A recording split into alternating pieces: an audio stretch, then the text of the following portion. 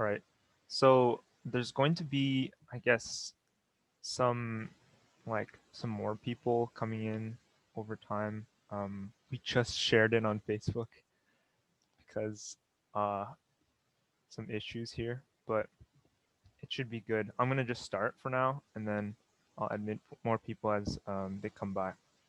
All right. So ensemble learning. There's quite a lot that falls under ensemble learning, and but I'll just go through like the most common things. First and foremost, I don't know what everyone's understanding of ML is here, so I'm just gonna start by briefly introducing some like relevant concepts before talking about ensemble learning, and then talking about different parts of it. So, all right, first, talk about some ML concepts. Um, so first, there's supervised learning. So within machine learning, there are multiple different types of like learning. There's supervised, unsupervised, semi-supervised, but basically supervised is mainly about learning by example. And so given like a labeled data set, X, you predict Y, as opposed to like unsupervised, which would be given some data set, I guess, predict some form of like create groupings and then derive some sort of information off that, right? And this is kind of, I think most of ensemble learning is very much uses this. So that's why I'm focusing on that concept today. So in terms of within supervised learning, there are two different types of like problems there, or algorithms, I guess. There are classification algorithms and regression algorithms. So classification would be like grouping observations into categories. Say you have a data set of like a common one that I saw was on like flowers, and then you categorize them into different types, or it's like whether you have cancer or not. That's like a classification problem, right? Whether a tumor is like malignant or benign. So it's very like discrete categories. Whereas with regression, it's more of like establishing a relationship between input values and results. So if you were to like, one that I'm going to be talking about a lot now is like housing prices. That's a pretty common one, where you're given a set of variables of different like with different values, and then trying to predict housing prices, right? So some metrics, but like classification is still very, I'll still be talking about a lot of classification here because of one of the concepts, which is like Adaboost, which was originally meant for binary classification. So yeah, moving on to metrics. I had some issues here, I guess, but basically, so for metrics for classification, there are like a few. There's like the simplest one that you'd expect. It's like, have you classified this right? Like given this training set, do you predict something and then you compare it to the final value, and if that one is more or less, if it's correct, like which ones are correct out of the total training set. So there's that in terms of accuracy. Basically, you obviously, if you have a model and you want to train it, you want to train it to be as accurate as possible. And so having these metrics to calculate, to compare is very important, and defining these rigors like formally is important. So another one is root mean square deviation or error. Yeah. For some reason, I'll actually just exit for a second and see if I can show this. um, let's see. So it should be, I'll just recolor this. But yeah, and then this one as well. Okay. Don't mind this. Anyway, so, oh, whoops. So like, so there's root mean square deviation, and there's also coefficient of determination. So one is like, I guess, distance. So average distance away from the mean relatively, right? So, and then you divide it and you square root it. And basically you're optimizing this so that you want to lower this as much as possible. So in general, the values, like when this is lower, your values tend to be closer to the mean, which is you're assuming that like this forms like a certain distribution and you're saying like this gets closer, I guess. Okay, so this is generally used for training your model. It's like a larger number. It's not very comparable generally, whereas the coefficient of determination, which is the r squared value, is more comparable because it's generally between 0 and 1. So this is the one you'll often see when you train like a regression model, and then out comes like the score when you often see those. So, oh yeah, you can't really see it, but it's 1 minus, and then there's two equations here. So I'll just continue on here. So something that comes up very often is like the bias versus variance trade-off within ML problems. So like you'll see that, like I'll talk about decision trees, which have very high variance. And then you'll see that the other ones work in some way to like offset this variance. And so like there's like an underfitting overfitting issue where if you have high bias, you underfit in that you have your model and um and you have like a set of data points, right? And you want to be able to like hit those data points often, because if you underfit, like you don't have a very like accurate model, right? You're not really being able to like predict pretty well. Whereas if you overfit, you're basically, your model doesn't generalize very well. If you're going too close to only the data points, when you're provided something new, you just won't be able to predict anything, right? So yeah, this kind of like, it's kind of a balance oftentimes. So it's something you have to like, something that people like consider a lot. So another thing that we're talking about is like hyperparameters. So a hyperparameter is basically, within a model, there are so many like different variables that they have to take into account. And most of them are determined through like training, but hyperparameters are ones that like are chosen by you. So they're generally going to be like parameters to the function where you can modify at the start before doing it. And these are really used to like tune the model so that you, like with the understandings that you have of the different parameters, to like improve it in some way. Because sometimes it's situational where you would want to tune something a certain way so that it like improves like some based on something. So like if you have something that overfits too much, you might try to cut off some part of it and like make it more generalizable. And I'll talk about, you'll see examples of this later. Lastly, just like the train validation test split. I was gonna go through more like code, but I realized that a lot of this is just conceptual. So I don't really need to like talk too much about this, but basically there's generally a section where you talk about like tuning hyperparameters. Okay, so a data set you'll see often is the scikit-learn like Boston housing data set that I use for regression, just kind of there. All right, so the main stuff now. What is ensemble learning? It's a very general principle that's applied to algorithms. It's basically just the process of combining like many different algorithms to form one big algorithm, like aiming to improve performance, right? So it's just basically like you have like a herd of all these people with these different like suggestions, and you just take all of them into account in some way. Um, and you'd expect like different models trained in different ways to offset each other somehow and make performance better, right? So generally this consists of like homogeneous learning algorithms, but like later, like when I talk about like stacking, or like stacking is basically one where there are many different learning algorithms and you're like putting them together to improve like performance. And so yeah, generally it's supervised learning tasks that this is applied on. There aren't very many instances of this being used for unsupervised learning.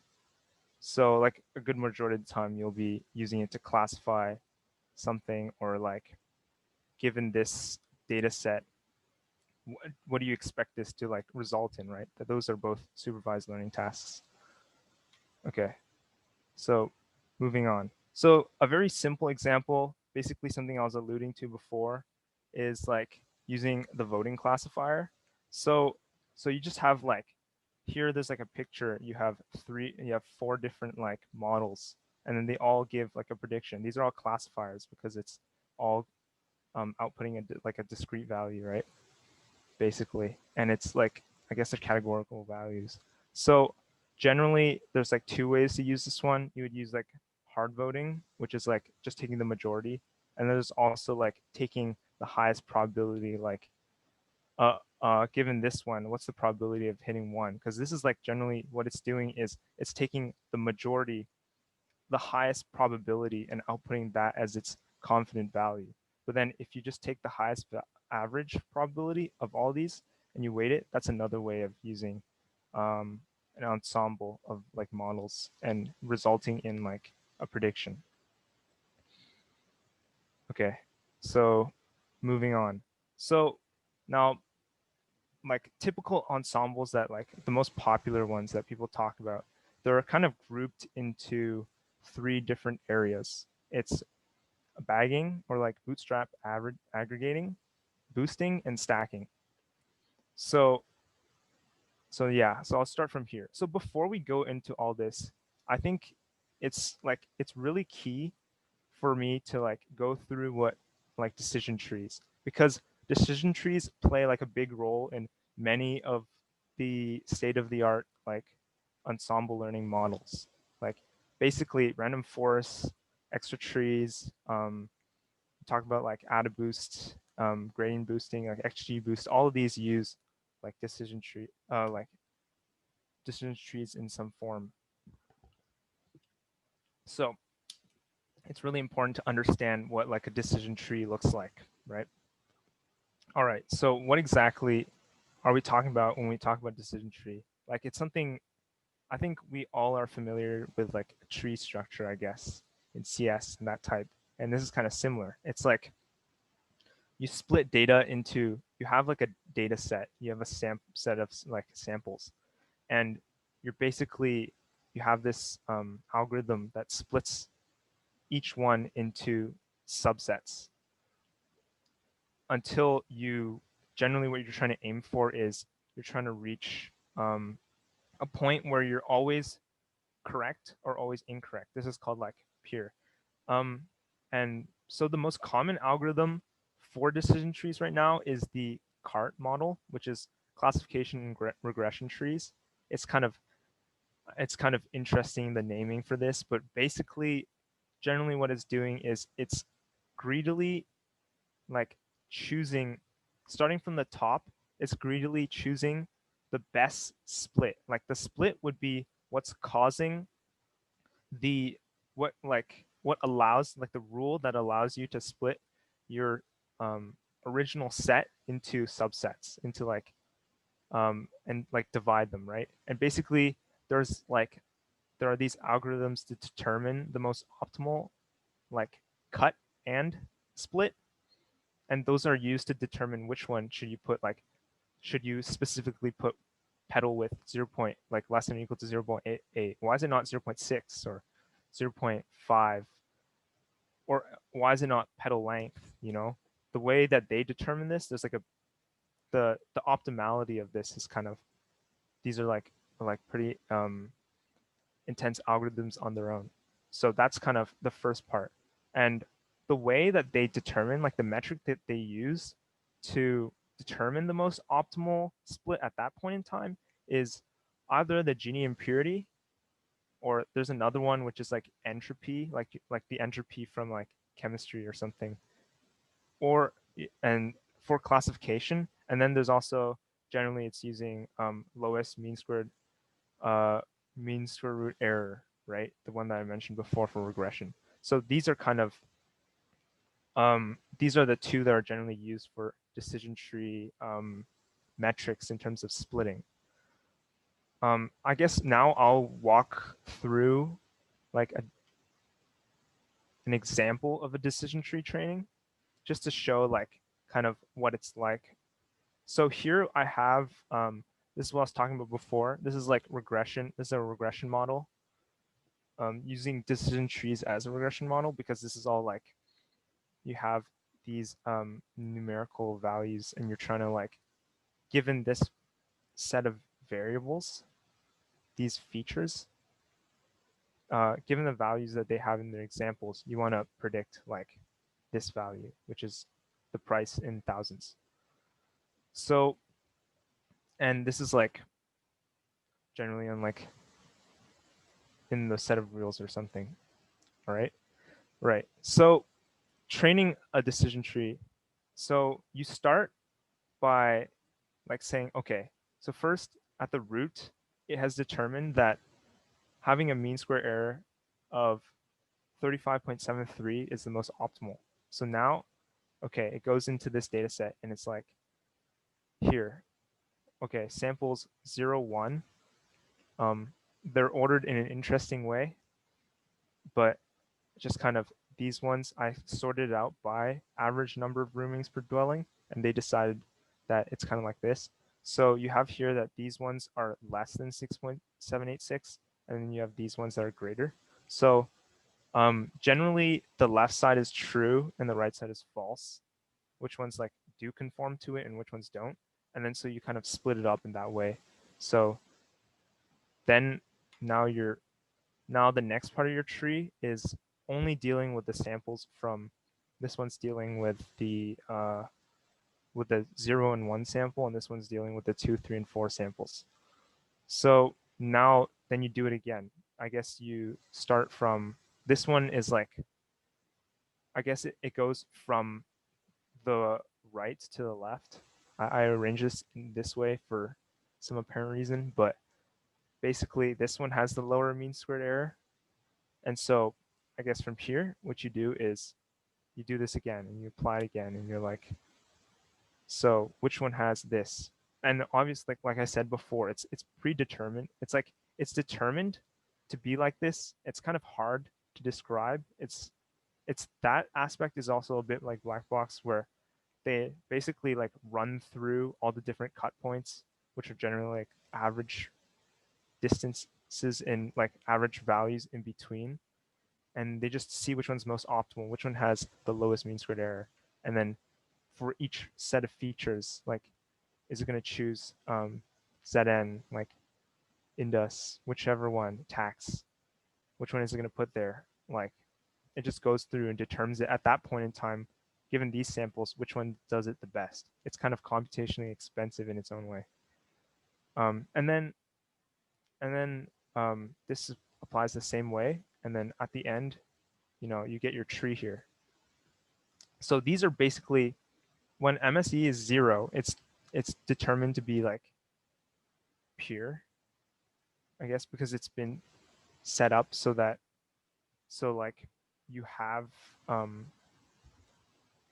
so that like you've basically you've gone it to 0, right? You've gone like, when you think about it, like, I guess purity is either completely correct or completely incorrect. You've kind of grouped it up like that. So obviously at this point in time, you could stop. You don't have to have it so that's one sample each. The default is one sample, but this is kind of, if you think about it, you're really going far, and there's a lot of it's just you're overfitting more because you're conforming to the data more, which means that when when you try to generalize this, there's going to be, it's not necessarily the case that they'll split into these one samples with new points, right? Okay, moving on. So what are the pros and cons of having a decision tree? So like you can see that it's clearly very easy to understand, like, and interpret and see, like, it's a tree, and you categorize it differently. Generally when we think about machine learning, sometimes it's like a black box, right? You think about like neural networks. How do those work? How do those change? It's really hard to tell. and that's often a problem. That's like a whole field of its own, like interpretability. So being able to see like how it splits up, even though decision trees can become huge, at least you can tell like how to use it, right? So it's really useful for like modifying it so that you can optimize it in a certain way and use it and like know that you can use it for a certain task. So it's really important. I like that this can happen. Um, so something that I haven't really like talked about and I'm not really going to go over is like feature selection. A lot of it is kind of just it decides on it based on like optimality, right? You can see that it kind of chooses which ones to go. So like generally it by trying to find the most optimal solution, it tends to choose your features for you as opposed to having to like narrow down on them yourself. So generally, and also just kind of this structure allows for very like minimal data preparation. So generally a lot of pros in that manner. But like the biggest thing is the biggest con is it overfits a lot. You can tell that by hitting like one sample every time at the bottom at the leaves, it it like it doesn't generalize well, right? If you put in something else, it might not get to that one sample like leaf. So in that sense, it has high variance as well, like outliers, you know. So yeah, and also like a greedy algorithm doesn't necessarily guarantee like a very optimal tree. It's just greedily choosing them like as it goes down. And finally, you can create like you can have a bias tree because some like aspects of it will dominate in some way. So yeah, moving on. So now, what is bagging or bootstrap aggregating? So bootstrap aggregating is basically just each submodel of, so you have your ensemble, right? We're going back to this huge model again that consists of multiple different models. You can, each model is ran on, so bootstrapping specifically is creating a sample by like randomly sampling with replacement onto from the original data. So you have this set and you see that you tend to have a lot of the yellows show up again. Like you have more than you normally actually have here. And you have one blue and it's like it's a subset. Like it's not always going to be every single value in the original data set. It's going to be some smaller portion of it, but it might occur more often. And the point of this is to kind of like simulate having varied data.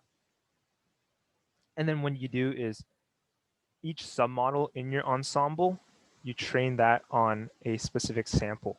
And then this results in like, and then you aggregate it in some way. This is very general, right? So the way you aggregate it can vary depending on the model to form a prediction. And generally, you know, the fact that you choose many different models and that you choose like, and the way that you like split data up in a way that's not just like conforming to this specific data set is meant to reduce variance and like overfitting. So you're able to generalize more because you're not just relying specifically on this data set on its own. All right, random forests. So now that you know about like bagging and you know about decision trees, putting them together is basically what random forest is. So like what happens in a random forest is, you know, because decision trees tend to overfit, if you're able to train like different decision trees on different subsets and also um and like something else that it also does is feature bagging. So like you choose features with replacement as well.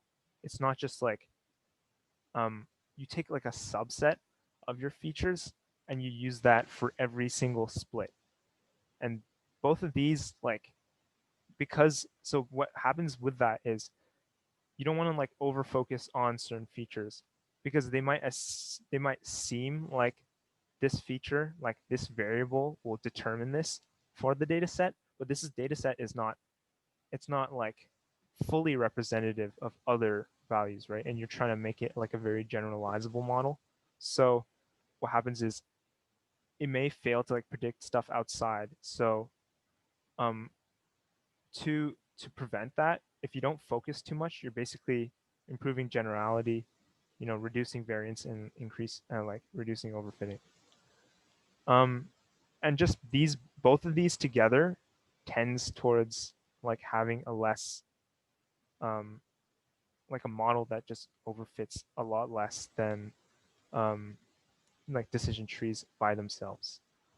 So like, and you know, this is like a really popular, like you probably hear about this if you're involved with like ML, you probably hear about this like pretty often. Like just just straight out of the box, because of decision trees like themselves, they're pretty good for, they don't require as much like data preparation, and then you're just like improving upon that. You know, that's, it's going to be pretty popular, I guess. So like here's an example. As you can tell, it's like using majority voting, classify so that like, you know, the majority, if it's all ones or most of them are ones, so the prediction that it outputs is one, and they're all trained on some subset of the data. All right.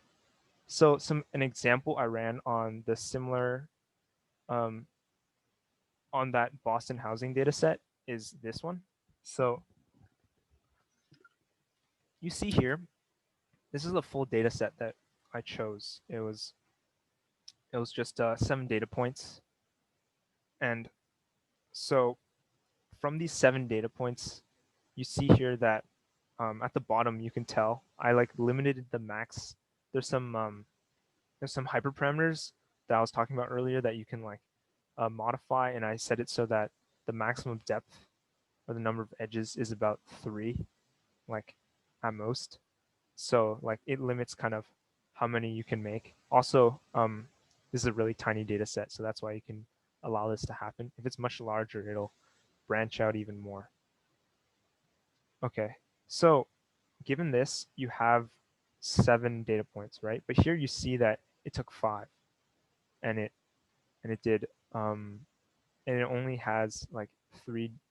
You know, by size, I guess it's kind of small. But if you have a lot more data points, you'll see that um, it'll tend to only have like certain, like it's kind of hard to show a bigger data set without having just this huge tree.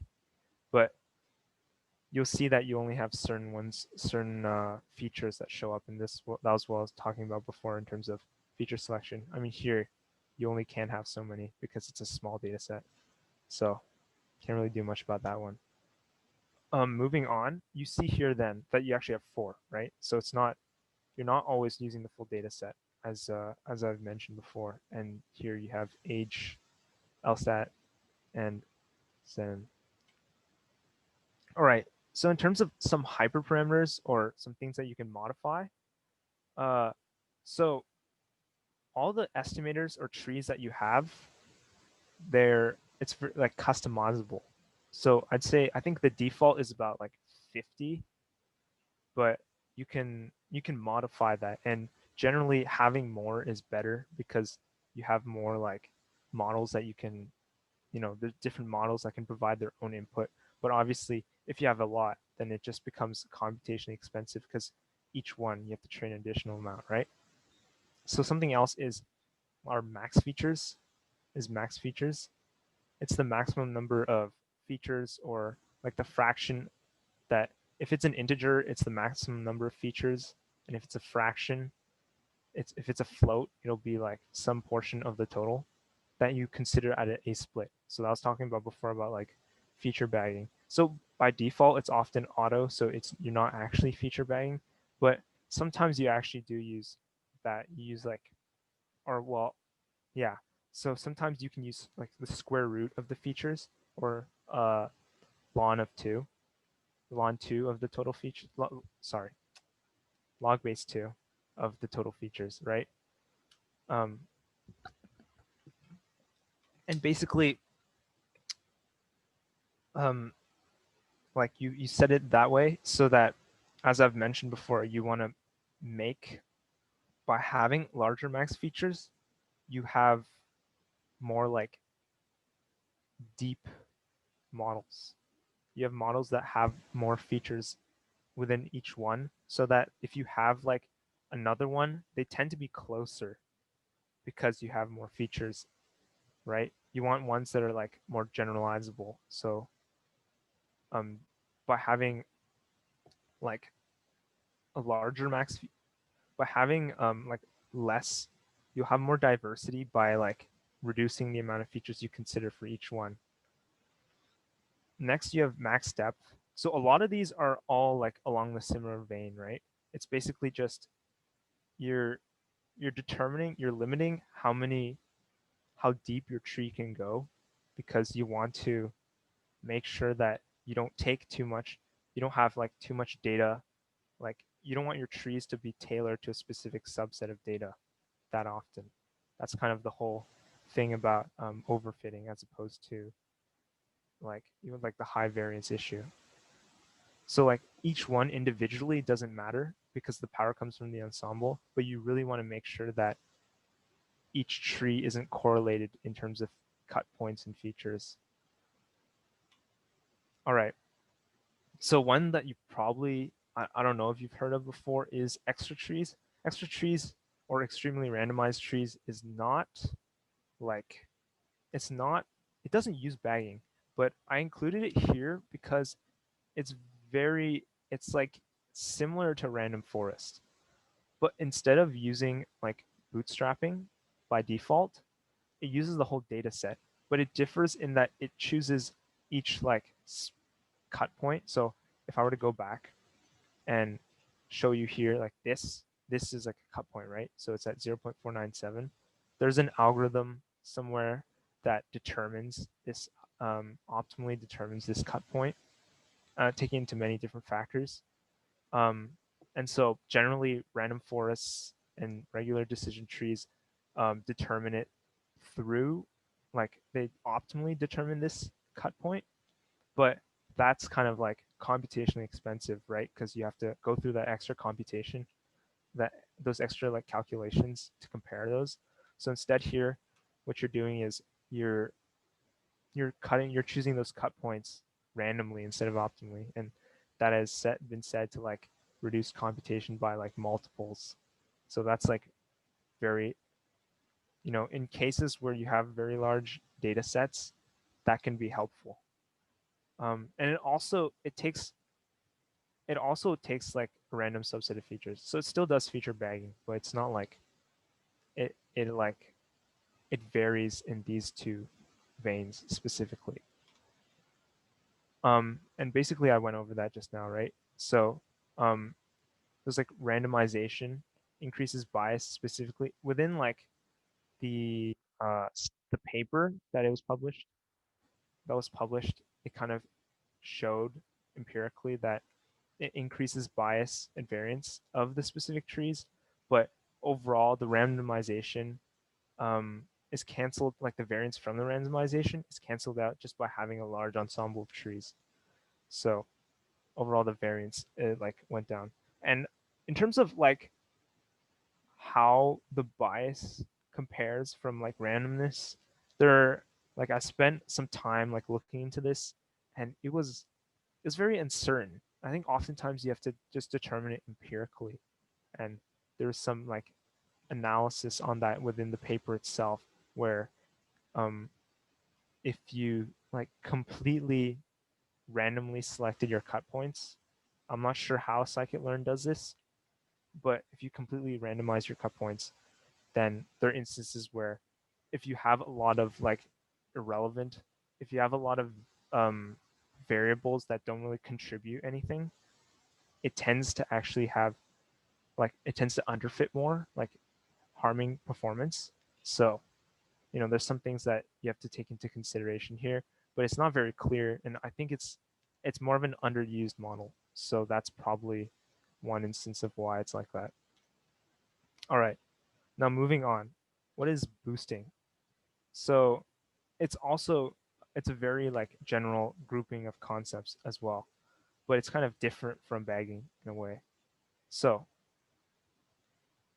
boosting began from the question, can a set of weak learners create a strong learner? Where a weak learner is like any learner that's only slightly better than randomly guessing. And so what it like consists of now is basically training models iteratively and then weighting them together like over time to form a strong model. And the aim of this is to reduce both bias and variance, I guess, as an ensemble, as a group, because you're still, even though you're progressively adding on learners, you're still considering all the learners at the end of the day to create the strong learner. So that's where the variance goes down. Okay. So the first usage of um, basically boosting, the most like the first practical usage of it was Adaboost. It's like, and this was used for a binary classification. So if you have two categories, like benign or malignant tumors, right? Between those two, if you're to select it, or yes or no questions, that type of stuff. And so, like others, you don't have to use decision trees, but it's most typically used with decision trees. And a weak learner that Adaboost traditionally uses is like a decision tree with one level, just one split. Just so this is like also known as a decision stump. In scikit-learn, its max depth is set to 1, so basically it is a decision stump. But there's a regressor as well because it's kind of built on over time. So in comparison to how large trees can get, these are like obviously much smaller, right? All right, so now I guess I'll take you through this whole algorithm because there's quite a bit in it, but like it's definitely not too bad. All right, so first of all, you have your domain. It's just your original data set. You have x1, all these xm, all these examples, plus you also have y1 all the way to ym, which is your like observed values.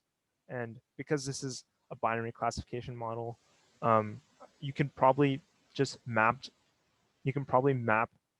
the either values to -1 and +1. So that's what it was in its original paper. It was just -1 +1. So yeah. And what you're doing is you establish a distribution or like weights on this training set.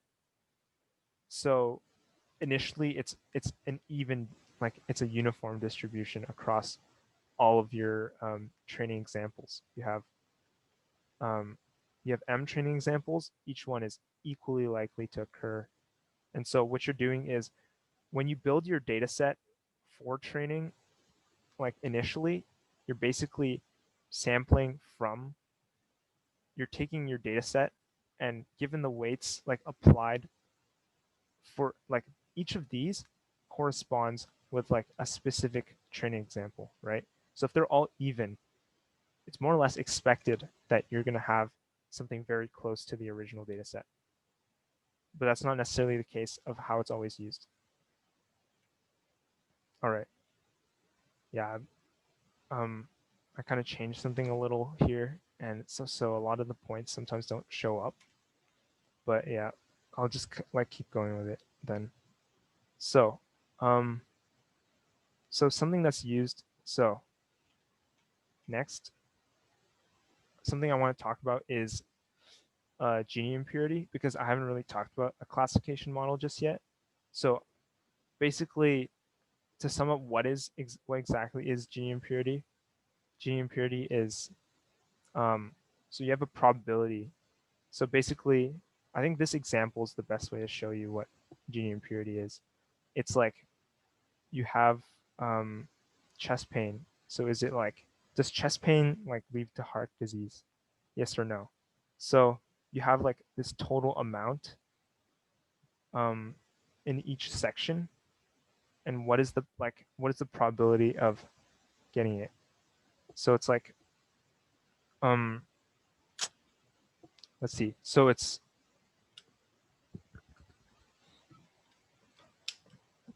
specifically what you're looking at is for this leaf, you have 105 plus 39, right?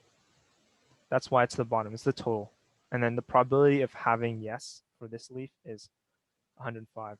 And the probability of having no is 30, like 39, right?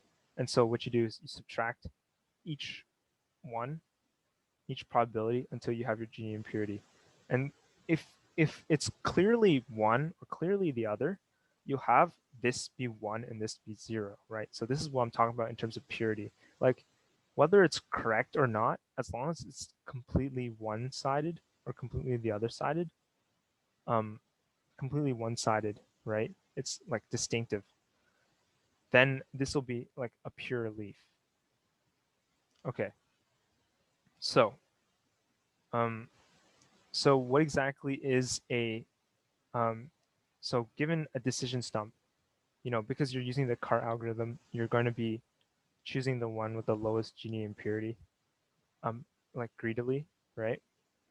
So now what you're doing is, because you're iteratively going through, and so you like iterate through until you reach your teeth, your big teeth, like model, because you have this many weak learners that you want to combine together, and you use the previous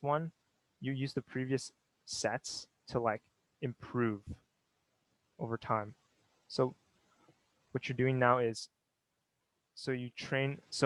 okay, the first step is you train a weak learner, your current weak learner, on the distribution. So remember what I was talking about before. It's like, I say that it initially starts with 1 over m with everything being even, but like over time, you can be more likely to choose one data set, or one example over the other, and that kind of changes with the weights. So if you have, say, these 3 examples, and okay, so the error is the sum of the weights of the incorrectly predicted classifications. This is kind of hard to see, but this is basically the sum of the weights. If you have weights 0.33, like this for now is 1 over m, right? You have 3 examples, 1 over 3. So this would be the sum of the weights where your prediction does not match the expected, like the observed value.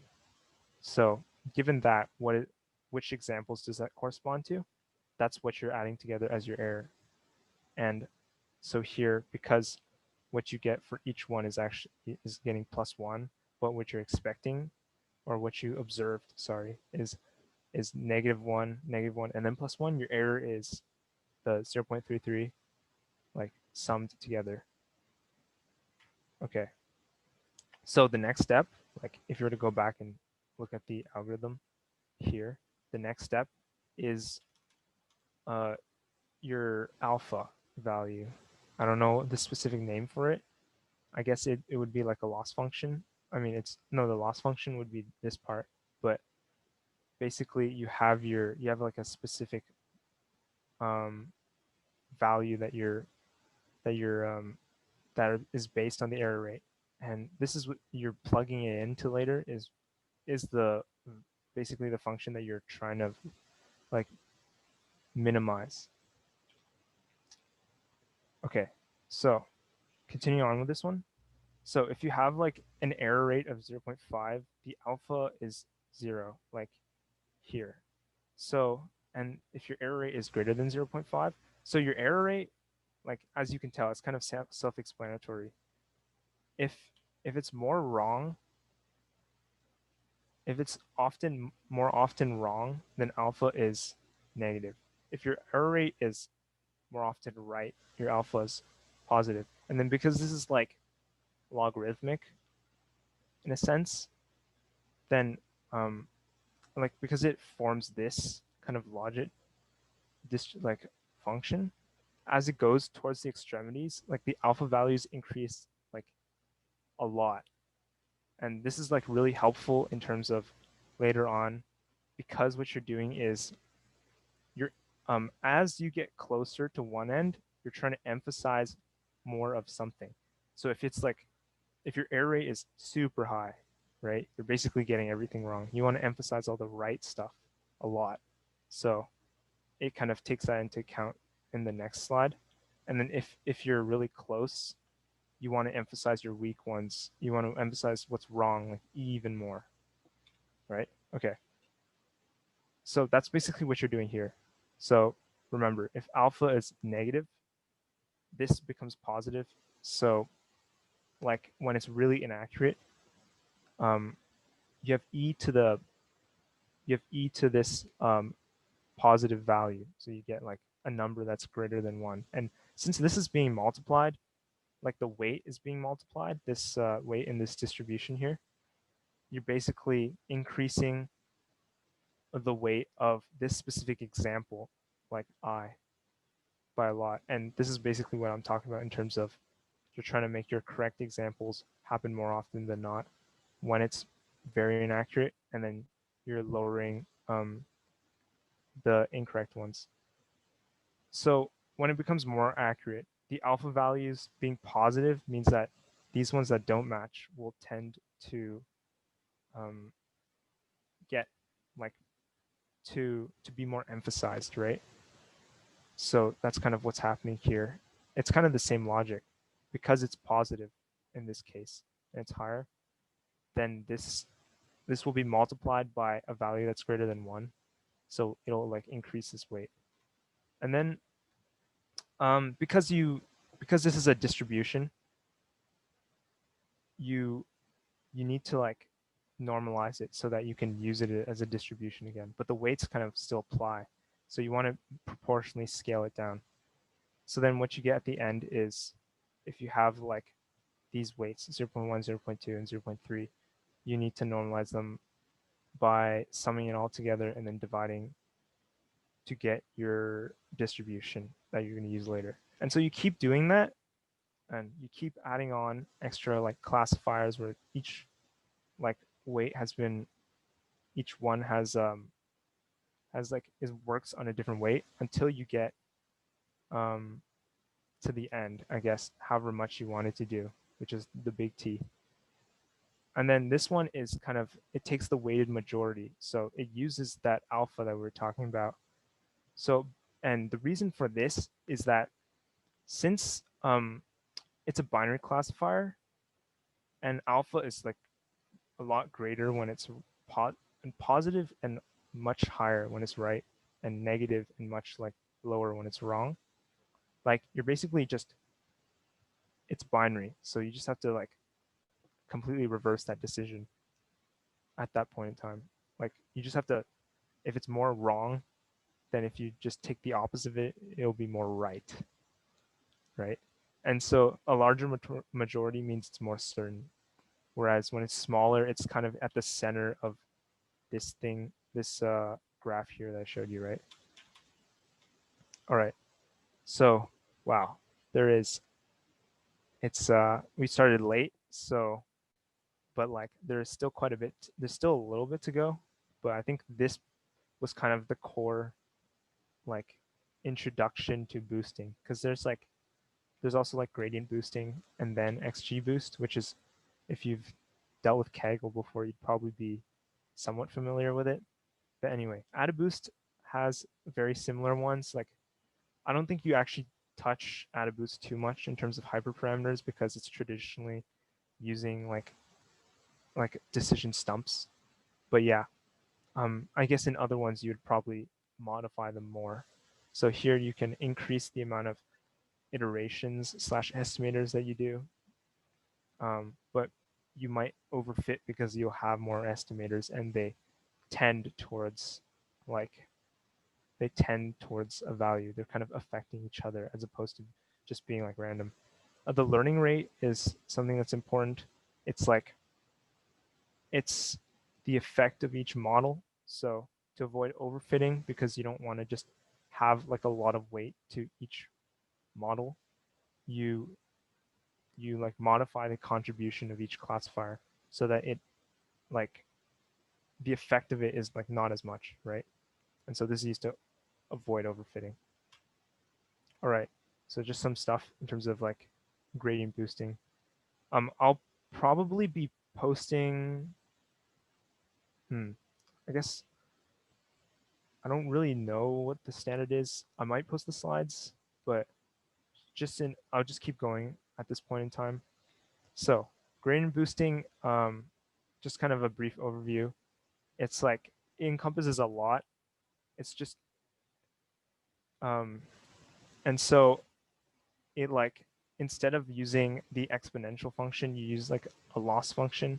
And basically you're optimizing this function that is differentiable, and that becomes like this difference. And over time, you want to decrease this difference until it's like 0, so that this difference between the predicted value and your observed value. So at the end of the day, you have a very accurate like reflection. You're basically predicting the value as much as possible. There's very little difference, right?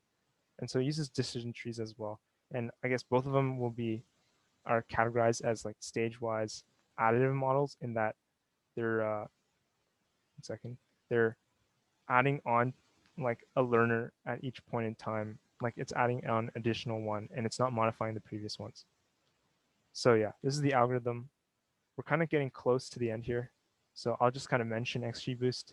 So XGBoost is known as extreme gradient boosting.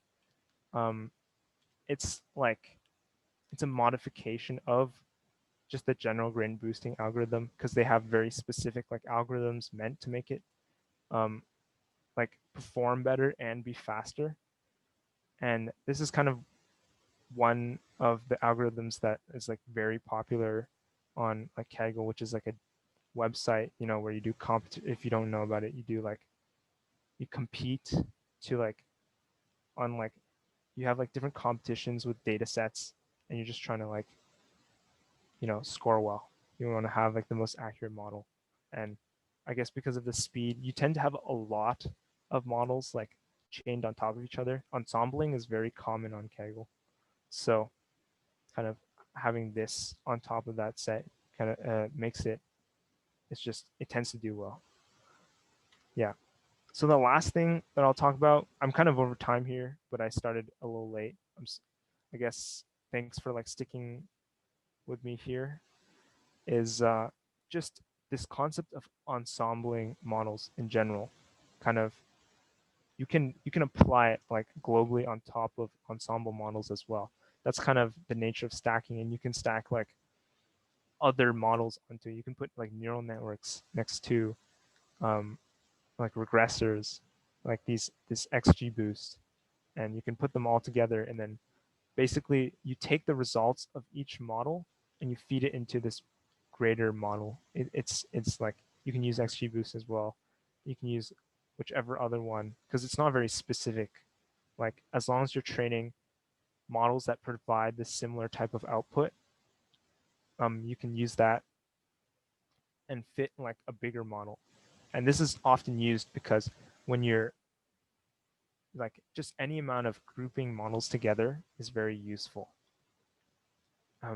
Because there's like, each model has its own like uniqueness. It has its own like perks based on the functions it has. So if you can like combine all that functionality together in one huge model, it'll tend to be like pretty accurate, right?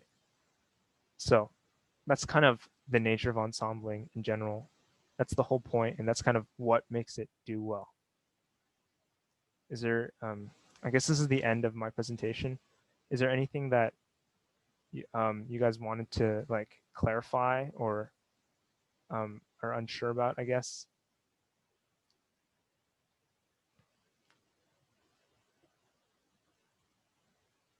Yeah, it's kind of like, I kind of talked at everyone this whole time, instead of like, I think what's typically done is you have like a Jupyter notebook, and then you like walk through, and I think that's probably more engaging, but that is takes a while to set those up.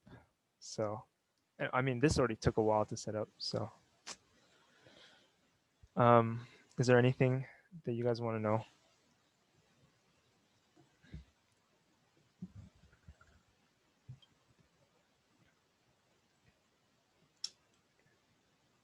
Everyone's kind of muted, so just type in chat is probably the best thing you can do.